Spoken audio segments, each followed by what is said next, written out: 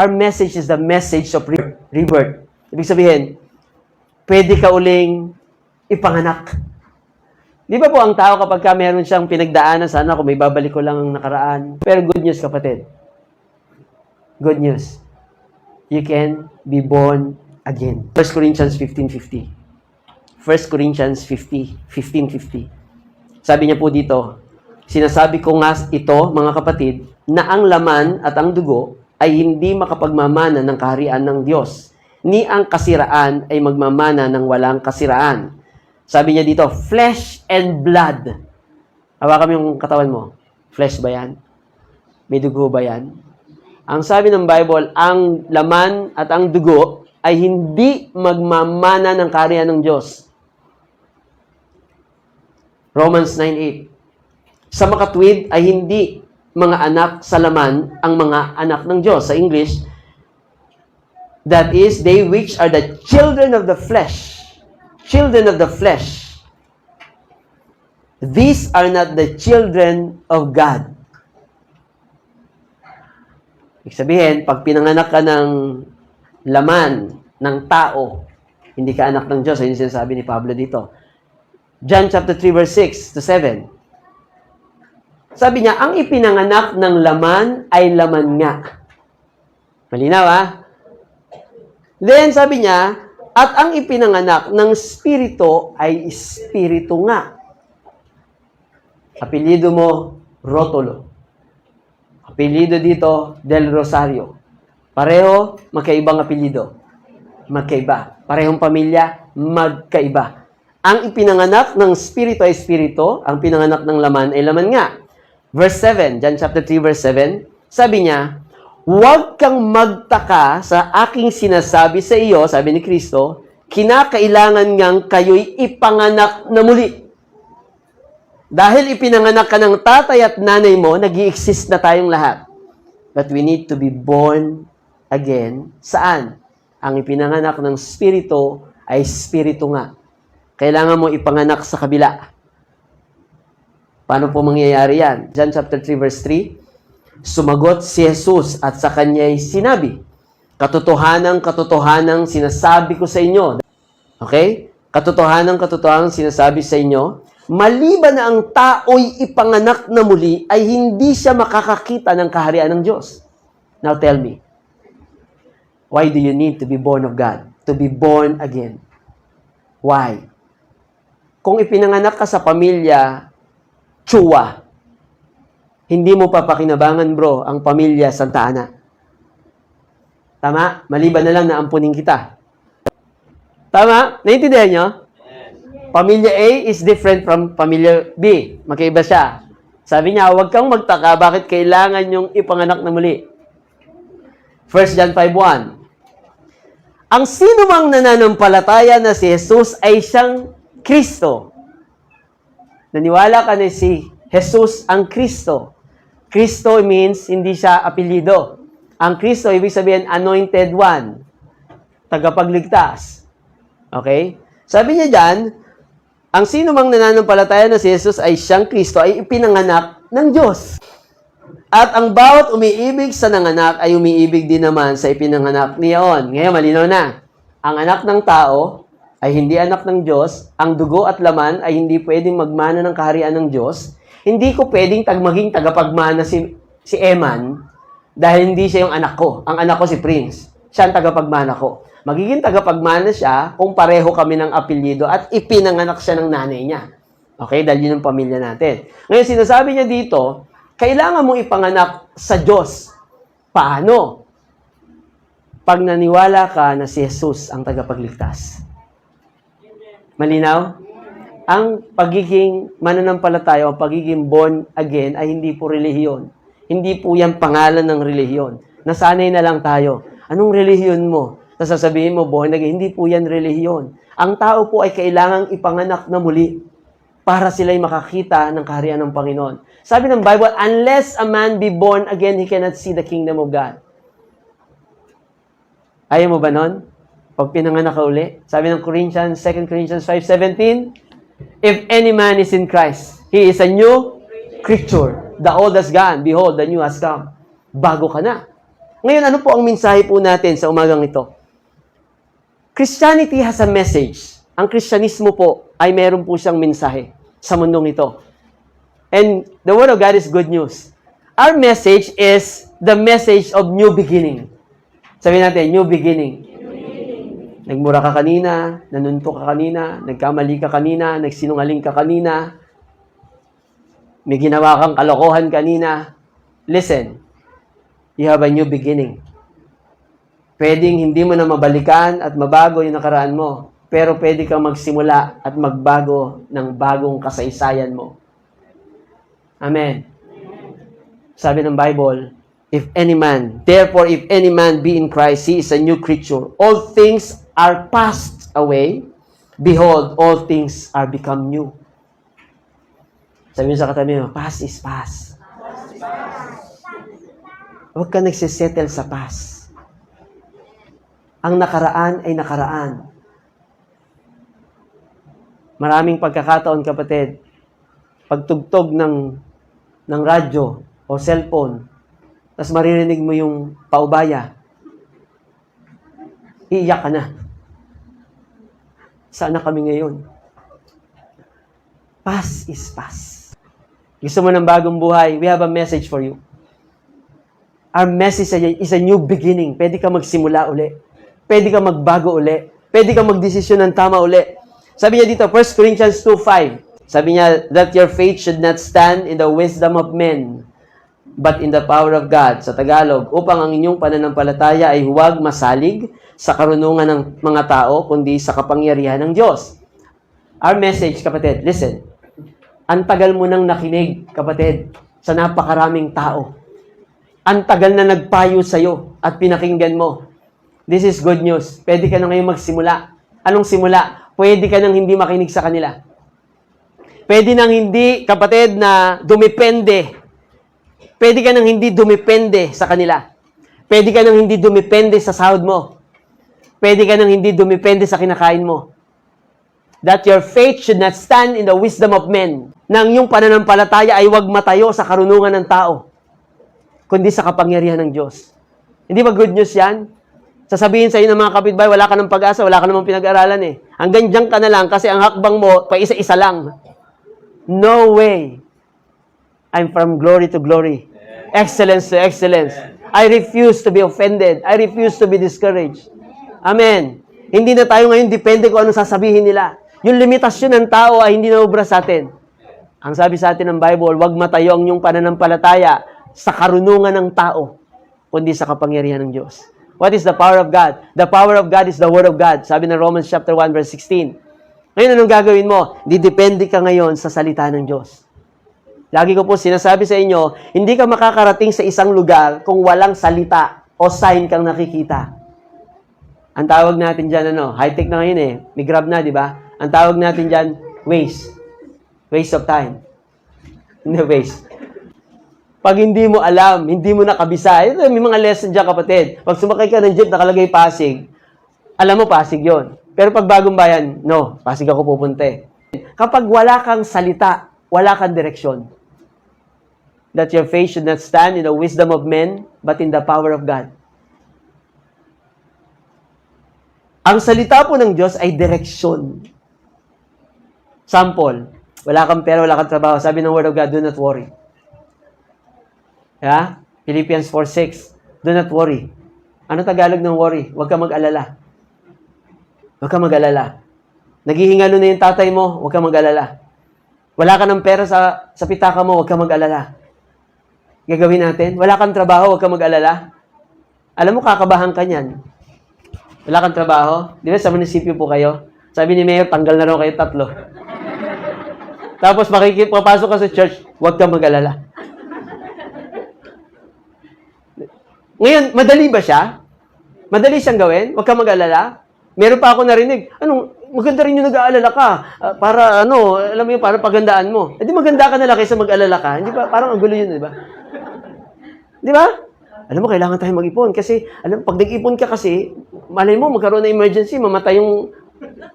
Ay, maniwala ka sa akin, kapatid. Isang prinsipyo po ng salita ng Diyos. Ang lahat ng bagay na pinag-ipunan mo, pakikinabangan mo. Pag pinag-ipunan mo, kamatayan mo, mamamatay ka. Ipunan mo ang sakit karamdaman mo, magkakasakit ka. Mag-ipon ka para sa kasiyahan at paglago mo sa Panginoon. Kuha ka na insurance sa akin. Bakit? Pag namatay ka, makukuha yung asawa mo.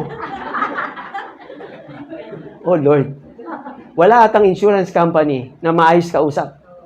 Lahat gusto nila, mamatay ka na. Secured ka naman daw. Secured. Ang makikinabang yun, may iiwan eh. Paano naging secured yan? Okay lang naman. Alam mo, lalo ngayon, di ba, nung nag-COVID, may bagong promo ngayon. Pag nagka-COVID ka, pwede ka na ngayon sa sa mga ospital. Paghandaan mo yung relasyon mo sa Panginoon, hindi yung ataol mo. Paghandaan mo yung abutan mo kung saan ka pupunta. Pag wala kang relasyon sa Panginoon, sabi ng Bible, ang anak ng laman ay hindi anak ng Diyos. Pwede ka bang tumira sa amin, hindi ka naman kita kaano-ano? Pwede ba kayo magsama ng Panginoon na lahat na lang na namamatay? Ay, salamat, nakapahinga na siya. Wala ka ng sakit, hindi ka na maghihirap ngayon. Sigurado ka ba sa langit pupunta yan? Masyado nating pinaghahandaan yung mga bagay na walang kakwenta-kwenta.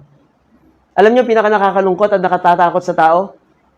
Yung magtagumpay siya sa mga bagay na walang kwenta sa Diyos. Isang araw haharap tayong lahat sa Panginoon.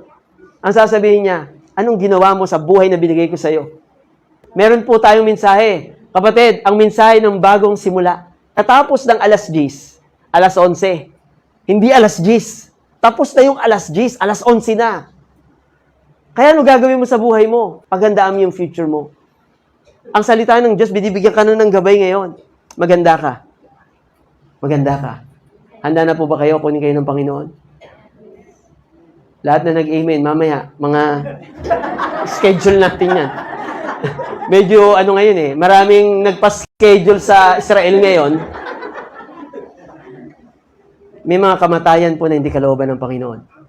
Huwag mong sasabihin na matayan kasi kalooban ng Diyos. It's not true.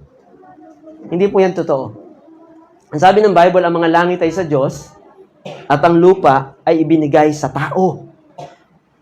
Bakit may magnanakaw, mamamatay tao? Kasalanan ng tao yan, hindi ng Diyos. Pinagkatiwala sa iyo ang isang lugar, bahala ka dyan.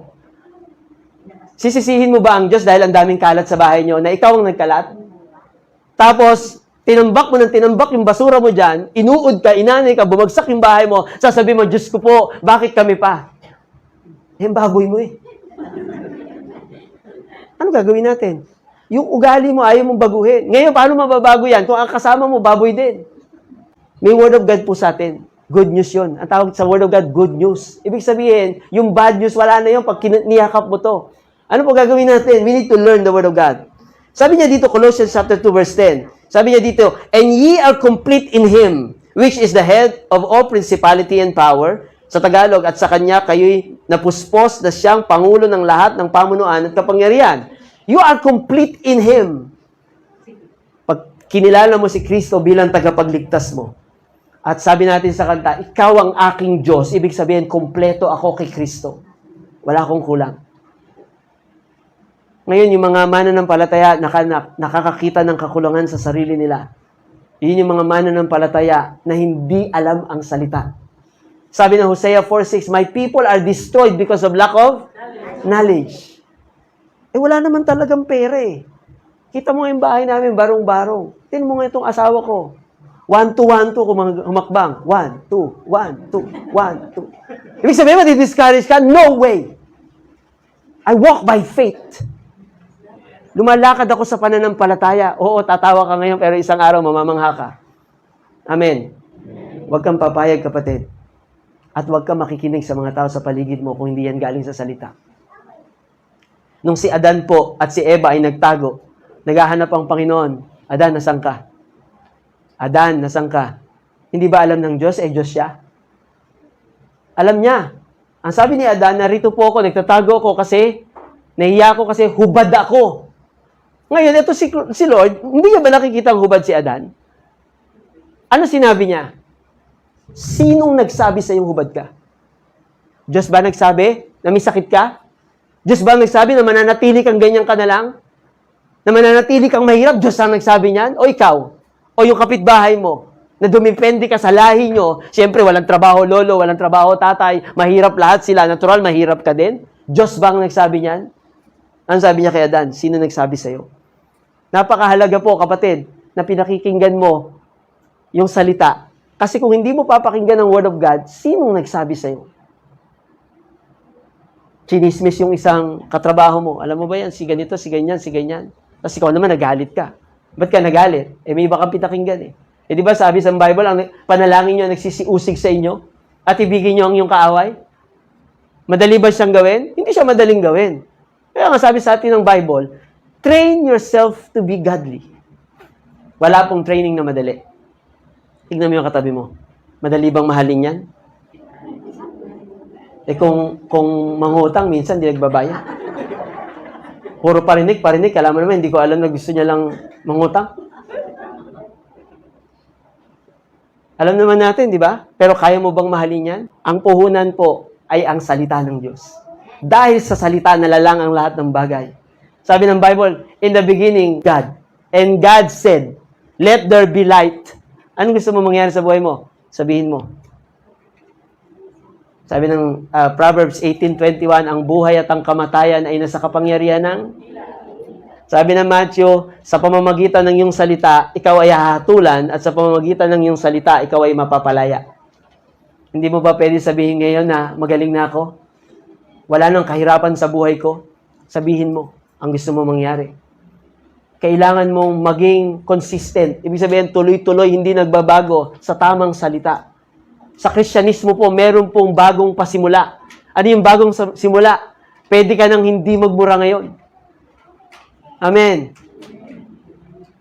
Sabi ng lahat, Amen. Ay. Nagmumura yun. Ngayon, hindi na. Our message is the new beginning. It's a message of new beginning. Number 2 is the message of new blessing. Bagong pagpapala.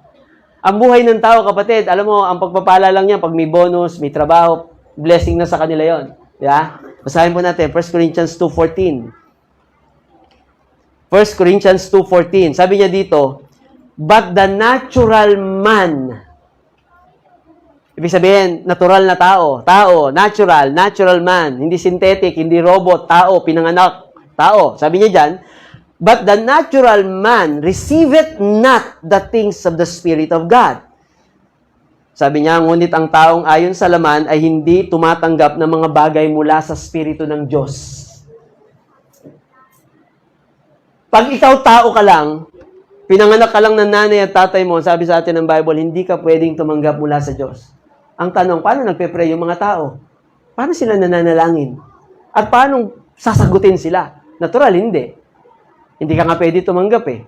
Kaya wag ka mag-pray lang. Siguraduhin mo na labas ka sa buhay ng tao. Siguraduhin mo hindi ka natural man. Kasi hindi ka pwede tumanggap mula sa Diyos. Amen? Next verse, sabi niya dyan, John 1:12. Sabi niya, dadapot ang lahat ng sa kanya'y nagsitanggap. Ay pinagkalooban niya sila ng karapatang maging anak ng Diyos. Sa makatwid bagay ang mga nagsisisampalataya sa kanyang pangalan. Verse 13. Na ipinanganak na hindi sa dugo, ni sa kalooban ng laman, ni sa kalooban ng tao, kundi sa Diyos. Sa English maganda, which were born not of blood, nor of the will of the flesh, nor of the will of man, but of God. Ang sabi niya dito, okay, ano yung blessing dito? Kung natural man ka, hindi ka pwedeng tumanggap sa Panginoon ng kahit anong bagay. Pero dahil kinilala mo siyang tagapagligtas, hindi ka na natural man ngayon. Spirit man ka na ngayon. Di ba? Ang pinanganak ng laman ay laman, ang pinanganak ng spirito ay spirito. Huwag kayong magtaka kung bakit kailangan yung ipanganak na muli. Ngayon, nung kinilala mo na si Jesus ang tagapagligtas, ipinanganak kang muli. Hindi ka na natural man. Ang tawag sa'yo, new creature. If any man is in Christ, he is a new creature. Pwede ka na ngayon tumanggap mula sa Panginoon. Binigyan ka ng kapangyarihang maging anak. Ang lahat ng sa kanya'y tumanggap ay binigyan ng kapangyarihang maging anak. Bakit ginamit dito power to become children of God? Kasi may pangalan ng makapangyarihan. Ang sabi ng Bible sa atin, sapagkat ang sa kanya'y nagsitanggap, ay binigyan niya ng kapangyarihang maging anak ng Diyos. Ang Diyos po, kapatid, ay hindi namumuhersang Diyos. Kailangan mo siyang tanggapin. Revelation chapter 3 verse 20. Sabi niya, Revelation 3:20, narito ako kumakatok sa pintuan ng iyong puso. Kung papapasukin mo ako, papasok ako. 1 John 5:4. Sabi niya dito, sapagkat ang sino mang ipinanganak sa Diyos ay dumadaig sa sanglibutan. Whatsoever is born of God overcometh the world. Overcometh the world. Dinadaig mo, kapatid. Pag ipinanganak ka sa Diyos, may mga bagay na maririnig ka, pero nasa ibabaw ka. Naintindihan yon? Hindi ka nagpapa-apekto. Bakit? You overcome the world. Chinismis ka? It's okay. Walang problema. Nagalit sa'yo? Walang dating sa'yo ang lahat ng sasabihin ng tao. You overcome the world. Sabi sa'yo, ganyan na lang buhay mo, hindi ka na magbabago. Walang dating sa'yo yan. 1 Peter 1:23, sabi niya, being born again, not of corruptible seed. Tagalogin natin, yamang ipinanganak kayong muli, hindi sa binhing nasisira, kundi sa walang kasiraan sa pamamagitan ng salita ng Diyos na nabubuhay at namamalagi. Pinanganak ka hindi dahil merong nagluwal ulit sa'yo. Pinanganak ka dahil salita ng Diyos. Amen? Ephesians 1:3, sabi niya dito, purihin nawa ang Diyos at Ama ng ating Panginoong Jesucristo na siyang nagpala sa atin ng bawat pagpapalang ukol sa Espiritu sa sangkalangitan. Sabi niya, blessed be the God and Father of our Lord Jesus Christ who hath blessed us with all. Sabi natin, all. All spiritual blessings. 2 Peter 1:3. Sabi niya, according as His divine power hath given unto us all things that pertain unto life and godliness through the knowledge of Him that hath called us to glory and virtue. Tagalog, yamang ipinagkaloob sa atin ng kanyang banal na kapangyarihan ang lahat ng mga bagay na nauukol sa kabuhayan. Binigay na ng Panginoon ang lahat na nauukol sa kabuhayan at kabanalan sa pamamagitan ng ng pagkaalam through the knowledge of Him. Lahat ng bagay na kailangan natin, binigay na ng Panginoon. Pero bakit hindi mo pinakikinabangan? Kasi hindi mo alam. Sabi mo sa katabi mo, alamin mo. Alamin mo.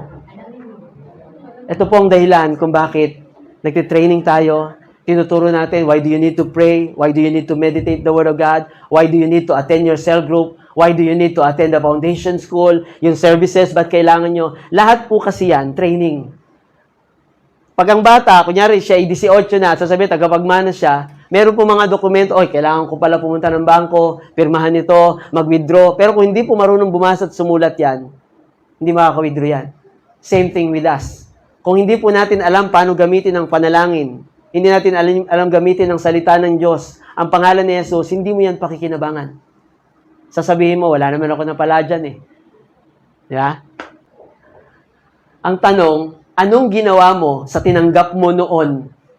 Kung binigyan ka ng salita, anong ginawa mo sa salita? At anong ginawa mo sa natanggap mo? Isang araw, harap ka sa Panginoon. Anong ginawa mo sa salita? Narinig mo ang salita na dapat, pansinin nyo, pag sinabi huwag ka mag-alala, mag-aalala. Ano nangyari? Napabuti ba? Hindi naman eh. Sino sa inyo sa sobrang pag-aalala nyo, yumaman kayo? Wala. Kaya hindi ka kakabahan na mawalan ka ng trabaho. Nabuhay tayong lahat, kapatid. Diyos ang bumubuhay sa atin, hindi tao. Maniwala kayo sa akin. Sabi ng Bible, God is the source. Huwag ka makumpiyansa that your faith should not stand in the wisdom of men. Huwag kang dumipende sa trabaho mo. Kasi yung trabaho mo, bubuwal yan. Kaya yung buhay mo, maging matalino ka, kapatid. Dumipende ka sa salita ng Panginoon. At magagawa mo lang yan kung meron ka relasyon sa Panginoon. Sapagkat ang lahat ng sa Kanya'y tumanggap ay binigyan niya ng kapangyarihang maging anak.